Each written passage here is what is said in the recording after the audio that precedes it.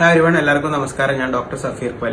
Migraine സ്ഥിരമായിട്ട് മരുന്നുകൾ കഴിക്കുന്ന ആളാണോ നിങ്ങളെങ്കിൽ ഞാൻ ഈ പറയുന്ന 4 ടിപ്സുകൾ ശ്രദ്ധിക്കുക. ഒന്നാമതായിട്ട്, സ്ഥിരമായിട്ട് നല്ല കൃത്യമായ ക്വാണ്ടിറ്റിയും ക്വാളിറ്റിയോടും കൂടിയുള്ള ഉറക്കം ലഭിക്കാത്ത ആളുകളിലാണ് മൈഗ്രെയിൻ സ്ഥിരമായിട്ട് കണ്ടുവരുന്നത്. രണ്ടാമതായിട്ട്, ആവശ്യത്തിന് വെള്ളം കുടിക്കുക എന്നുള്ളതാണ്. 2 മുതൽ 3 ലിറ്റർ വരെ എന്തായാലും വെള്ളം കുടിക്കുക എന്നുള്ളതാണ്. ഒരാൾ 60 കിലോ ഉള്ള ആളാണെന്നുണ്ടെങ്കിൽ അദ്ദേഹം കുടിക്കണം 3 ലിറ്റർ വെള്ളമാണ്. അതിൽ കുറഞ്ഞു പോയി കഴിഞ്ഞാൽ മൈഗ്രെയിൻ ട്രിഗേഴ്സിന് പ്രധാന കാരണമാണ് അത്യാവശ്യ ശരീരത്തിൽ വെള്ളമില്ല എന്നുള്ള കണ്ടീഷന്. മൂന്നാമതായിട്ട്, ചില ട്രിഗേഴ്സും ശരീരത്തിൽ വിശന്നിരുന്നാല് ഭക്ഷണ സമയത്തിന് കഴിച്ചില്ല എന്നുണ്ടെങ്കിൽ ചില ഭക്ഷണ സാധനങ്ങൾ, ചോക്ലേറ്റ്, ഐസ്ക്രീം, ഇത്തരം കണ്ടീഷൻസ്, ഇത്തരം ഭക്ഷണ പദാർത്ഥങ്ങൾ നിങ്ങൾക്ക് മൈഗ്രെയിൻ ഉണ്ടാക്കുന്നതാണെങ്കിൽ അത്തരം ആഹാരങ്ങൾ നിങ്ങൾ ശ്രദ്ധിക്കുക. നാലാമതായിട്ടും അവസാനത്തെ പ്രധാനപ്പെട്ട പോയിന്റ് മാനസിക സമ്മർദ്ദം കുറക്കുക എന്നുള്ളതാണ്.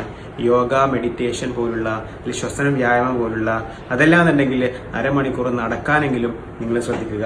ഇത്തരം കാര്യങ്ങൾ ചെയ്തു കഴിഞ്ഞാൽ ഒരു പരിധിവരെ മൈഗ്രെയിനെ തടഞ്ഞു നിർത്താനാവുന്നതാണ്.